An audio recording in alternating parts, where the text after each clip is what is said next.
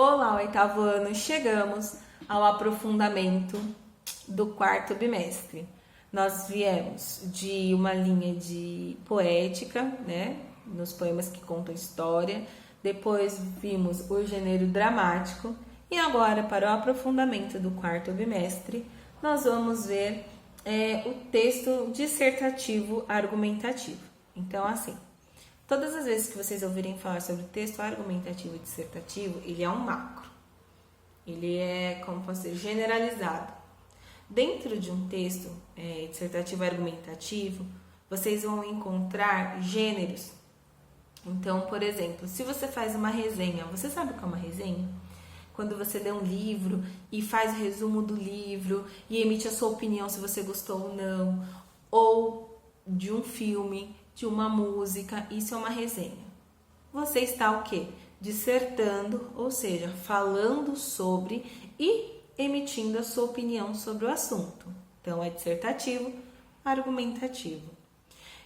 Quando você, por exemplo, lê um artigo de opinião, ou uma página do leitor, né, numa carta do leitor, lá também tem a explicação do tema e tem a opinião das pessoas. Então, o tempo todo nós estamos argumentando. Então, quando você quer fazer alguma coisa, seus pais não deixam, você não tenta convencê-los. Então, você está reunindo informações que lhes são favoráveis para que você use e convença os seus pais ou alguém de fazer algo que você acha que é correto. Então, você está dissertando, falando sobre e argumentando. Tudo bem? Então, eu vou tentar expor para vocês de uma forma bem simplificada, porque é o nosso primeiro contato com a estrutura desse tipo de texto, tá? Então, como todo texto, ele precisa de um título. E o título precisa ser muito chamativo, porque ele é o primeiro contato do leitor com aquela produção textual. Então, se não é chamativo, a pessoa não vai querer ler, tá? Então, se eu vou falar, por exemplo, sobre a influência da mídia, né, nos padrões de beleza, eu não posso colocar um título, por exemplo, a influência da mídia nos padrões de beleza, porque vai ser muito óbvio e a pessoa não vai querer mais ler o texto porque ela já entendeu, tá? Aí o primeiro parágrafo nós chamamos de introdução. Como se trata de um texto dissertativo, ele tem que falar sobre, né? Então, mesmo que seja um tema conhecido, um tema atual, pode ocorrer do leitor não ter nenhum domínio, que seja o primeiro contato dele com a informação. Então, dentro da introdução, existe a apresentação do que será abordado, do que será discutido, do que será escrito. É a apresentação da ideia principal. E dentro dessa apresentação, na introdução, vai ter o quê? A tese. A tese é a opinião do articulista, da pessoa que escreveu aquele texto, sobre o que está sendo discutido. Tudo bem? Então, naquele primeiro parágrafo, a gente tem que conseguir identificar o que ele pensa sobre o assunto. Os parágrafos seguintes, geralmente 2 a 3 parágrafos seguintes, dependendo da extensão do texto, são destinados ao desenvolvimento. O que é o desenvolvimento? Desenvolvimento é a argumentação.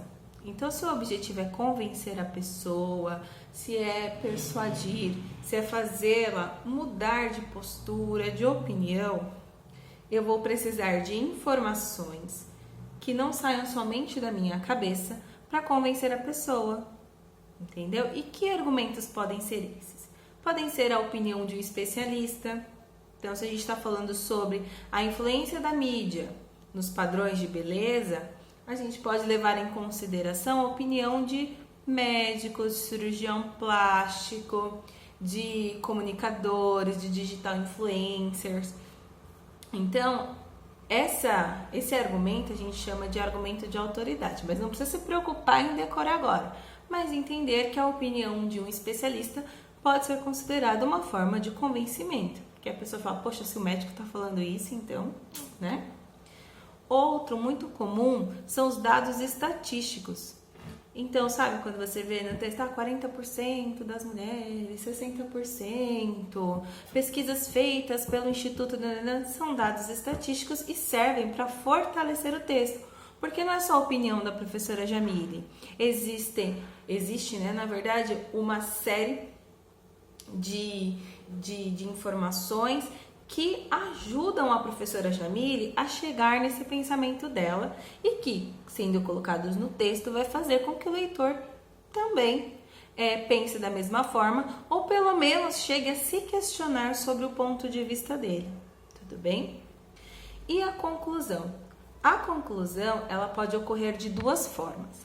Então, uma delas, se for um problema social, pode ser uma proposta de solução. Como assim, professora, um problema social? Se eu estiver, por exemplo, falando sobre desigualdade social, se eu estiver falando sobre violência, se eu estiver falando sobre cyberbullying, são problemas. Então, na conclusão, eu posso colocar uma solução, uma alternativa de algo que pode ser feito para amenizar ou diminuir. Mas se for um texto expositivo, mas que não trate de um problema que precisa ser resolvido, mas que precisa ter uma atenção, eu posso retomar tudo que foi feito, tudo que foi mencionado, tudo que foi dito, para fazer a conclusão. Tudo bem? Então, lembrando, introdução é a apresentação inicial do assunto, a ideia central, né, e a opinião do autor. Então, na introdução, vai tratar do que vai ser desenvolvido. Já nos argumentos, né, os parágrafos posteriores, ele vai usar estratégias para te convencer do que o que foi dito e apresentado no primeiro parágrafo é o correto, né? Te convencer da opinião dele, tudo bem? E a conclusão, ele pode retomar a ideia principal ou apresentar uma sugestão de melhoria, de resolução do problema. Então, é isso de uma forma muito simples. Existem outros fatores dentro de um texto, mas que a gente vai aprofundando gradativamente. Tudo bem? Então, até a próxima!